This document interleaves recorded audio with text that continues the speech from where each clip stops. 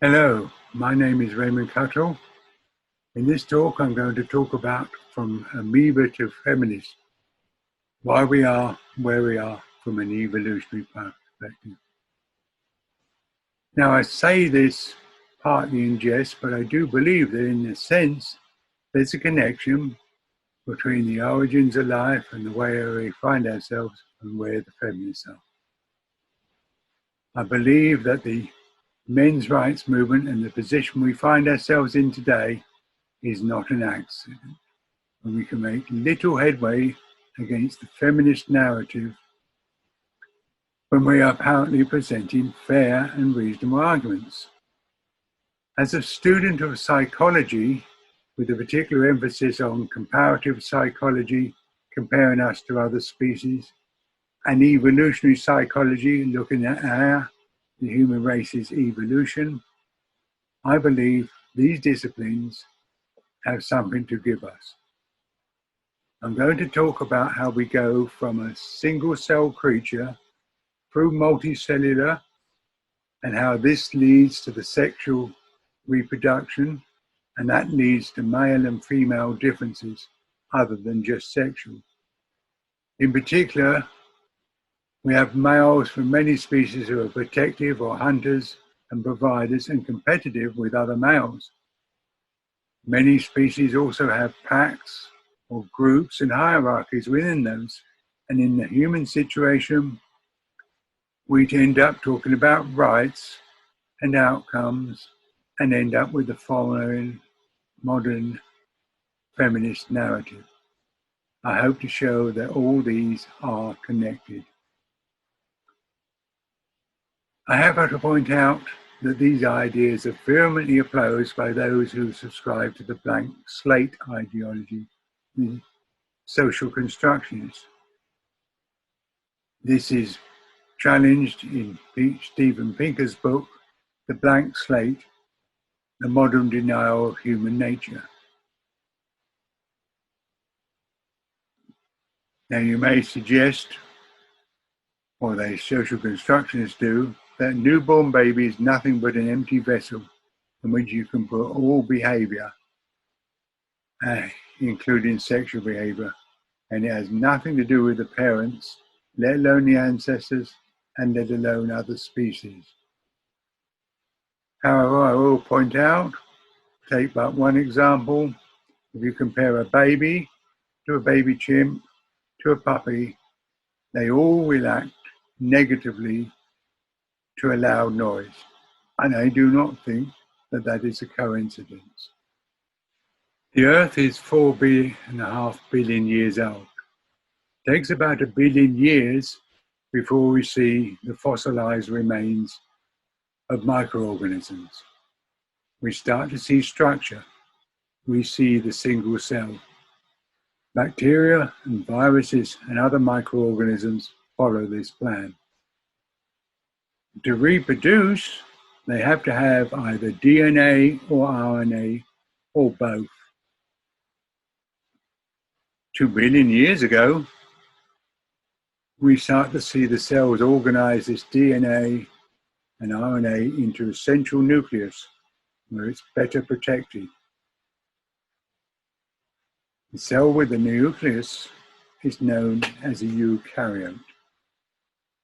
Not all microorganisms are eukaryotes. Bacteria are not, but quite a lot are. Amoeba are. Now it turns out that this is the best blueprint for all complex life. All plants, animals, insects, fish, reptiles, birds, and mammals, including us, are eukaryotes. Now to reproduce, the eukaryote increases in size, but then it has to duplicate or copy the nucleus. It ends up being a cell with 2 nucleus in it. It splits apart and you have 2 identical cells, each with a nucleus, each capable of carrying on life. And this is the way the amoeba reproduces, And the way the amoeba reproduces is the same basic mechanism if you not only want to create a new amoeba, but also a new kitten or a new baby. Single cells can only go so far. There are advantages such as food gathering when several cells work together. Initially, it's just a colony of identical cells. Each can continue on their own if they wish, but then some of them start specializing. Different cells do different jobs. No longer does a single cell do everything. You now have the beginnings of a multicellular organism. All complex life is a multicellular organism. The earliest examples of this are fungi, about 1.5 billion years ago. Plants and animals turn up about 3/4 of a billion years ago.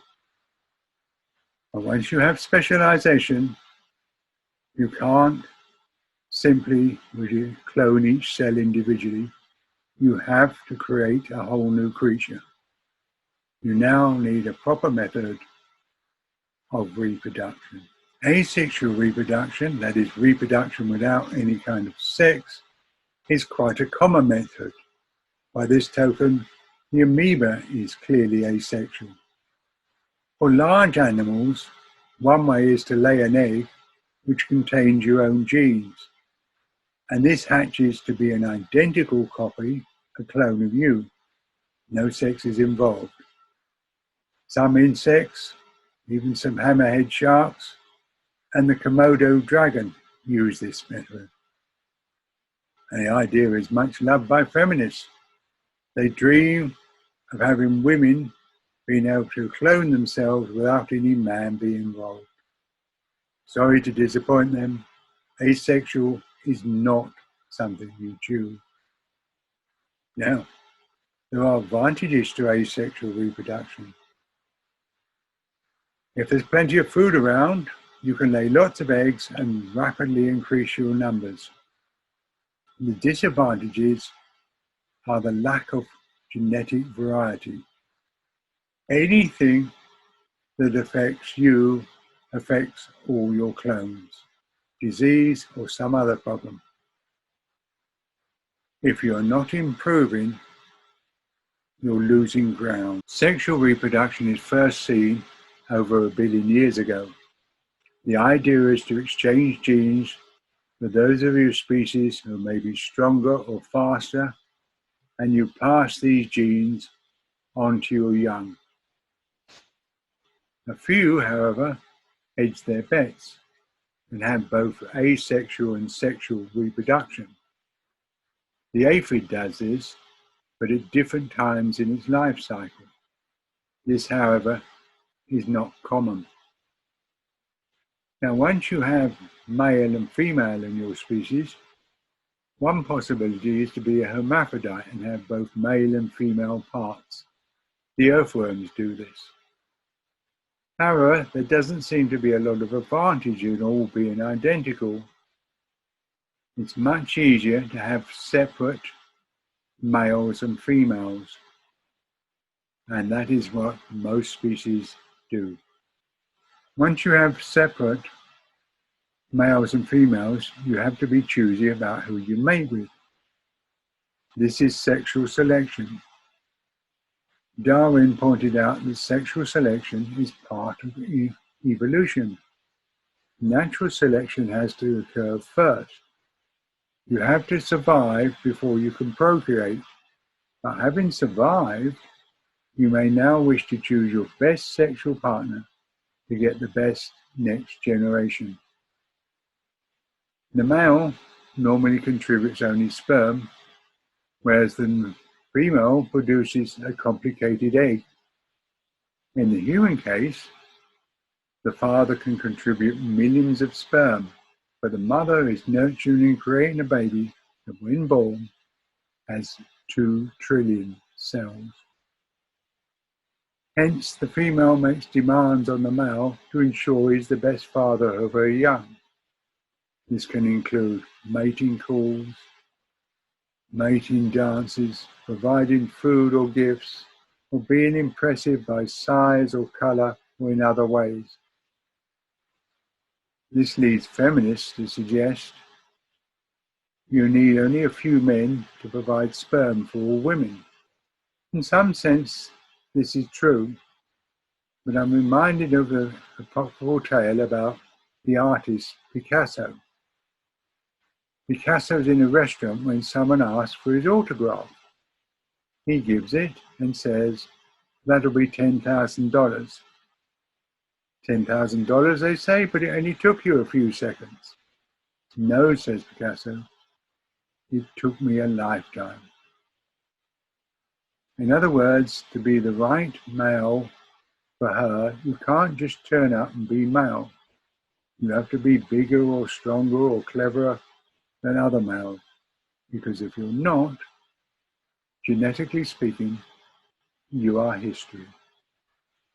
Once you have males and females, you get sexual dimorphism. That is where males and females differ in ways other than their sex. Peacocks are a well-known example of this. The peahen blends perfectly in with her environment, camouflage. The peacock has a magnificent display, visible to everyone, including predators. If he does not, he doesn't reproduce. Other obvious differences include size, but more of that later. But there are plenty of species where the male is different from the female, such as birds having different colors. However, one thing disputed by social constructionists is there are differences in personality or temperament between male and female. Now, according to the Big Five personality traits, women are higher in neuroticism, extroversion, agreeableness, and conscientiousness. Men are higher in openness to experience. Women higher in neuroticism may sound like a flaw, but a concern can be useful. Imagine this scenario. There's a couple with a baby and they're threatened by a predator such as a lion. Should they attack the lion? All three might die. All three run away. The same. What if the woman attacks the lion and the man runs away with the baby? Well, being without a father is detrimental, but can be survivable. Being without a mother is often fatal. So it seems to make so sense that the male attacks or defends against the lion, whilst the mother runs away and protects her young. Her concern, her neuroticism, makes her do this or encourages her to. Darwin said that sexual dimorphism was to do with sexual selection. And he also thought this also makes males develop characteristics useful for fighting in order to impress females. One way males deal with this is by having male-to-male competition. It's possible, for example, to even kill the other males. Some try to do this. However, this is a very dangerous option. You not only can get killed, but even if you're successful, you can get seriously injured. The alternative is a jousting or strength demonstration.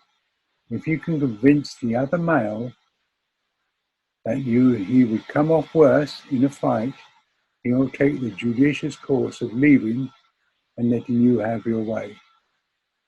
Although the female is desirable, dying is not. The stakes are high. These competitions may go on all day. Most females reproduce, but males often don't, even in their entire lifetime. One way they compete is to travel where she is. They travel from their own territory through other territories and to her, whereas she stays safely in her own territory. Males respond quite quickly to a signal from a female that she's ready. This can be illustrated by the insects like the praying mantis and the black widow spider. The females often eat the males, an idea much loved by feminists. The praying mantis, for example, attracts males with her pheromones, and when they respond, she may have sex, or she may eat them, or both. It would seem to make more sense for the male to escape and procreate again. But there's a possibility, perhaps, that if the male leaves, the female might die and then lay no eggs. Hence, the male sacrifice may well be something that benefits the species. Males often sacrifice themselves or risk danger. This is quite common and is necessary to impress females, and it seems to benefit the species. One thing that a lot of species have is sexual size dimorphism, the difference in size by which sex you are. In some species, the females are larger than the males. There's certain fish and spiders and reptiles that do that. Birds of prey, like the eagles, do it. The female is noticeably larger than the male. It seems if there's no particular reason for the male to be larger, he quite often is smaller. However, in mammals in particular, we see a number of cases where the male is larger than the female. Being a larger creature comes at a cost. He has to hunt and graze more. If he's 10% larger, he has to eat 10% more. If he cannot eat 10% more, he may starve and die. In a sense, he's a vanguard for the species. If he succeeds and survives until mating season, the next generation could be 10% larger. If he does not, then someone else fathers the next generation and it's the usual size. The fact that men are willing to sacrifice themselves is another idea that feminists like. The idea that males are expendable. I would suggest that males are not expendable the way a car radio is in a car. You can still drive it. It's more like a wheel on an 18-wheeler. You can lose one tire, but you cannot lose all of them. There's another thing about larger males. They're stronger than the females. Hence, males could in theory rape them. Attempts to find this behavior amongst animals, however, net only a few examples. It does exist, but it is rare. Given the reports that say it's common amongst the human race, I suggest it is not.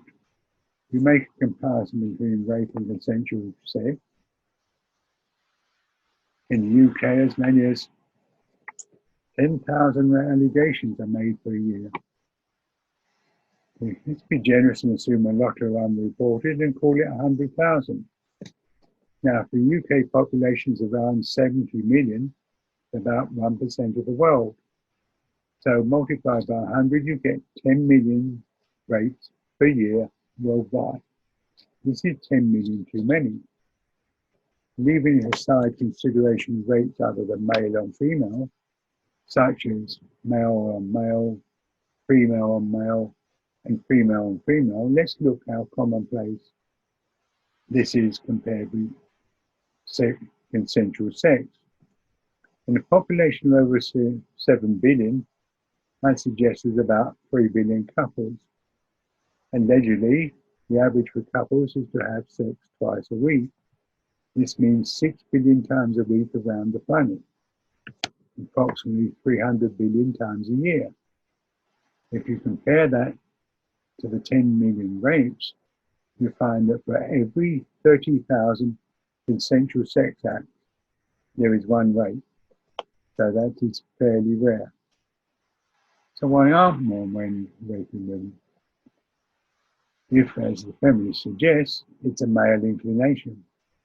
The lack of numbers suggests it's not a viable way for a surviving species. There are species where the male actually does whatever the female wants, has advantages. Taking female choice away is bad for the species. Darwin's sexual selection tells us that females have choice and always have, and have used it throughout evolution, history, and continue to use it to the day. To suggest otherwise not only disempowers all women, but all females of all species. Now, as species get larger, they tend to form groups or packs, or in the case of humans, tribes. Now, often the male appears dominant in these tribes or packs, and in a sense, that's not the whole story. Lions, for example, there are plenty of documentaries about the lion's pride. The lion's pride consists normally of a core of females, sisters, cousins, and several generations of them all together. There are a few males, and then there are cubs. Now, the males appear to be strongest, and this doesn't seem very fair, but they have to be the strongest that are available. If new males come up and challenge them, if they're successful, the previous ones leave. They may be getting older, and they have to go and fend for themselves, perhaps together, but certainly in small numbers. The same is actually true of the cubs. Once they start growing up to become adults, the females, of course, stay, but the males are expelled. There doesn't seem to be any documentary about what the males do on their own, but clearly they leave the pride, have to hunt single or in small numbers, and survive on their own until they can successfully take over another pride. So concentrating on the lion's pride just tells basically half of the story. It's a similar kind of thing with the gorilla troop, for example. You have a single male, large and aggressive, and it seems unfair. He has an entire harem to himself. And you might also ask why there's only one. Well, basically only one is what they need. Jungle threats tend to be single predators. It's difficult to hunt in groups in a jungle, but the male must repel them. If he fails, they leave. If he grows old, they leave. He has to be seen to do this. That's why males seem very enthusiastic about patrolling the area. They want to do it, and they want to be seen to do it, because in some ways his position is precarious.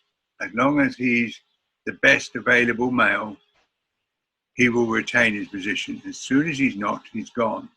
In other words, for the lions and the gorillas and lots of other species, the male is there, but only as long as it suits the females. Once you live in a group, you need a hierarchy. I have to, of course, at this point mention the lobsters made famous by Jordan Peterson, which show that we have similar hormones and they allow us to live in the hierarchy. Now, one of the things, if you're in a group, is you get to eat, but you have to share. And the question is, how much do you get? And that's where the hierarchy comes in. Now, if you can do it on your own, such as the tiger, you get the entire kill, you keep it all to yourself. But if you can't, such as the lions, difficulty hunting them on the plains, you have to form a pride, and then immediately you get a hierarchy. What you want to do, if possible, is get the maximum share in the hierarchy. The only way to do that is to challenge one of the others, not fight if possible, because it weakens the whole group. But once you can do that, you can move up and down the hierarchy. Now, they're not set in stone. I mean, there's one example I've seen, particularly with the chimpanzee troop, and there was a young male It was seen by some as a rising star, a possible next alpha, or soon when he grew up. A female wanted to curry favour and by having sex with him. Now the alpha male, along with some wingmen in the group, tried to stop all females having sex with anyone else. So she determinedly decided to get round that. A couple of her friends, female friends, staged a fight, and the males tried to stop that.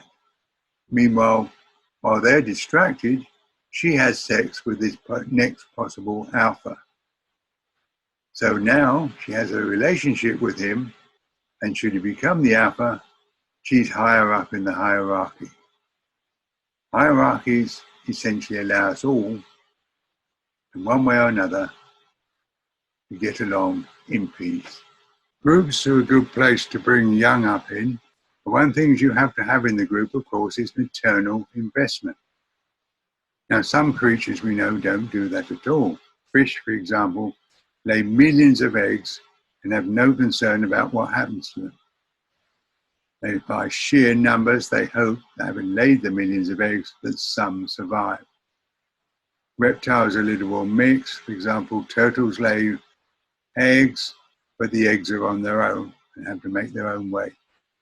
Whereas, for example, crocodiles, the mothers there will happily have the young in their mouths without harming them in any way, just to help them get off a good start in life. Birds, we know, sit on eggs and then nurture the hatchling as they come out. But this is especially true for mammals, since it's biologically required. The young have to have the milk of the mother, or they will not survive, and they tend to be then taught by the mother how to behave, where food and water is, and so forth. So it seems the more complex creature you are, the less young you're likely to have, and then you absolutely need maternal investment to ensure there's a next generation. And once you have maternal investment, quite often you need paternal investment. Not always, but sometimes. I will mention one notable example, much loved by the social constructionists, that is the seahorse. The seahorse has a pouch which acts as a nurture in the male, where the eggs can be deposited, which then grow into the young seahorses, and the male looks after them. This is much love for the idea that somehow men can have babies, which the seahorses don't actually do anyway. In spite of the fact they may like it, 1 billion years of evolution won't let that change. But males looking after the young or being concerned about them is important, especially in packs. And females are well aware of the social interaction between the fathers and the young and tend to favour such males. Seems to be part of sexual selection there. For example, male chimps tend to be the first against any external threat, and it looks like that finds favour with the females. Even today, even though there's no tigers around, if there's some kind of threat, men are usually to the fore to face it, and women seem to like that. The alternative, that men are choosing hostility and war, is kind of like saying that perhaps at one point men were asked, do you want to risk death by hunting or protecting the tribe? And they turned around and said, oh yes, I want that. I'm quite happy to risk death. It seems that it's likely that it was needed to protect the tribe, and that is what men have done. I will add that fathers are good for babies and children. This is not and should not be a controversial statement. We know there are biological effects on a man when he becomes a father. I kind of like to liken the human race to a sort of a square and a circle. Men are the square and women are the circle, and it's kind of, which is within the square. It's kind of like the keeps of a castle. There's an inner keep and an outer keep. Children are in the circle. Women relate to other women. They have to maintain the circle. And their focus tends to be in towards the children. Men in the square face outwards and tend to focus outwards. Now the relationship between the square and the circle, the men and women, becomes when individual women fancy individual men. That's why we hear the insult is incel is quite common, because it's like women are human automatically, but men are only human if women fancy them. Hence the worst possible insult is that no woman fancies you. And I think this explains a lot, such as how feminists can apparently have male relatives and think they're okay, but somehow, without irony, then say all men are bad. Now I'd like to mention a word about men and emotions. Men are often said not to be emotional, to be logical. I think men are emotional in spite of all claims to the contrary. It defies all logic and evolution to say otherwise. You just have to see men at a football match, or perhaps when they're at their most vulnerable. Now they do appear logical compared with women, because they seem to be quite involved in being orderly or being planning. But nevertheless, everything they have for a purpose has an emotional underpinning. For example, if they go to work they don't like, it's just because they want to live. You cannot express goals like that without using a word like want or desire that underpins everything. So even if they're working in a calculated way, the goal is desirable. So why do we see this difference between men and women? We've seen men crying, for example. Occasionally I've seen footballers do it, and the worst critics of them are women. So seldom do they do it twice. That's a criticism they often level against the men's rights movement. We just crybabies. Doesn't matter what we're complaining about, how it seems valid to us, we're just dismissed as crybabies. So men have to be resolute, they have to be firm. You can see this, for example, with the Titanic. Feminists have a lot of trouble explaining the Titanic because many women got off it. Why not all the men if the patriarchy is working for men, but somehow the patriarchy is working against men on the Titanic? There's an example of how men and women are treated differently in how the children were treated. For example, if you're female, you must be a girl or a woman and you get off the Titanic. If you're male, you have to be a man or a boy. If you're a man, you don't get off the Titanic. 11-year-old William Carter was told that he was too old and he should get out of the lifeboat, at which point his mother threw her shawl around him and said, now she's a girl, and he got off the Titanic. But therein lies the example. Being a boy rather than a man is debatable. Whenever it suits some people, you're a man and you have to be resolute and drown on the Titanic. So I might suggest to you that men do have emotions. It's just to some extent they censor them because of women. Now I'm going to start talking about why we get where we are, what our present situation is. Anthropologist Robin Dunbar proposed an upper limit to the amount of relationships we can keep in our mind. And remember, he proposed a number of around 150, although some put it higher, as much as 290. And anyway, the limit to how many relationships your brain can hold depends on the size of the brain. The larger the size of the brain, it seems, the larger the group of primates, and it correlates well with that. So as we go from being a tribe to a village to a city to a nation, we have to learn how to get along. 8 billion is a considerable higher number than 150. We have to get along to have less war and less arguing. Once you get too big for chief or king, you start getting rights being spoken about. We end up with things like the United States Constitution. So that when the government seems fair, you get peace.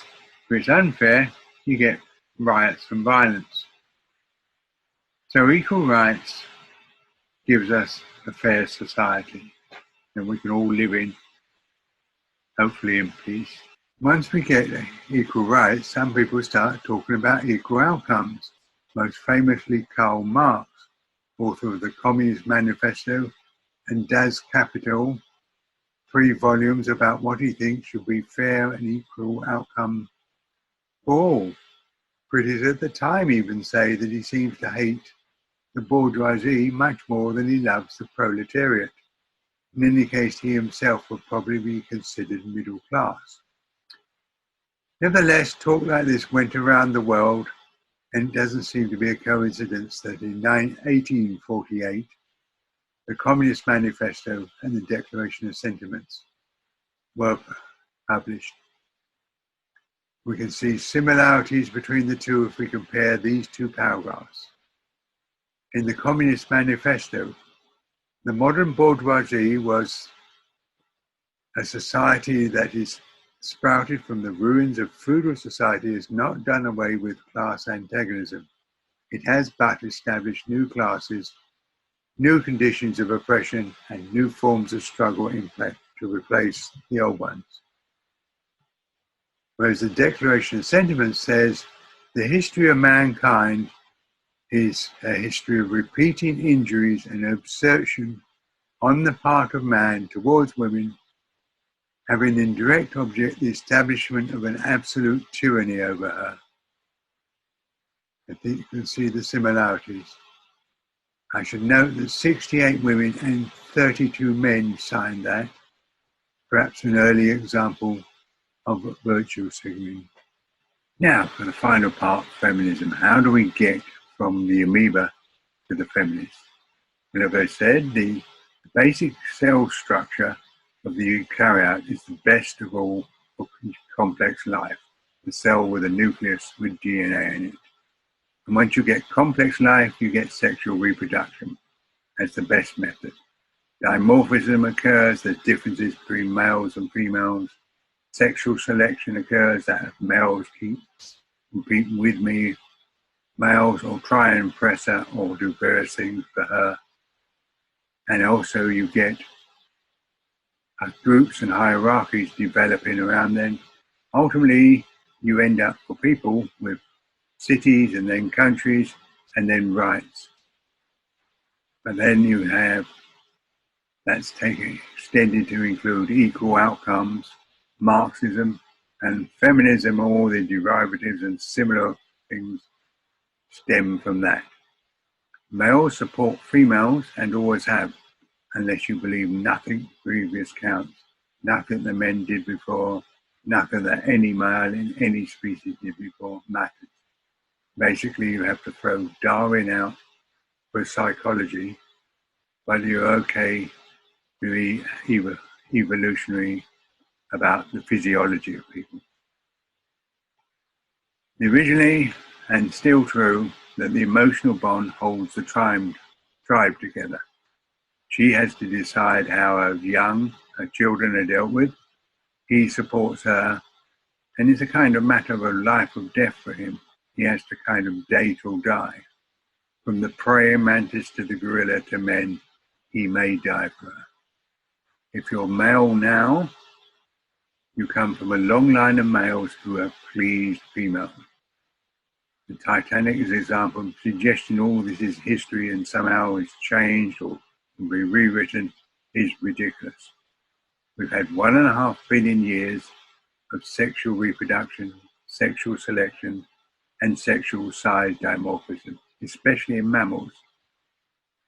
So the bias has always been and continues to be towards females, in particular women. And when you question this, it's like dealing with a wayward child. They want to say or do anything to get their own way, regardless of how wrong or right it might be. This is epitomized if you look at gamma bias proposed by Dr. John Parry and Dr. Martin Seeger. It proposes that female achievement is lauded, whilst male villainy is vilified, but there's very little attention paid to female villainy or male achievements by comparison. This is demonstrably true, plus you get the Marxist interpretation, always looking for an alleged oppressor with no other's perspective being examined. When you challenge this narrative, it's like an emotional threat. You're trying to expel her from the tribe. She'll be eaten by the lions and die. Men always have and continue to please and compete for women. Women tend to get along with women as far as possible. The men's rights movement threatens her desire to be protected, like she would die if she concedes. Emotionally, she has a need to get her way in a deep, fundamental way. It's for her benefit, and that, in theory, benefits the species, and usually does. So the amoeba to feminist link is we are helping females and always have. It's needed for survival. She expects him to make sacrifices, perhaps even death. Feminism exploits that, but men have started to notice. When women notice that men are noticing, that is when feminism will go. When it affects women, it will be history. My name is Raymond Cuttill. You can find me on my website, raymondcuttill.com. That's RaymondCuttill.com. I'm doing a book of the same name, From Amoeba to Feminist, and maybe a Patreon. You can find it all on my website, raymondcuttill.com. Thank you for watching this.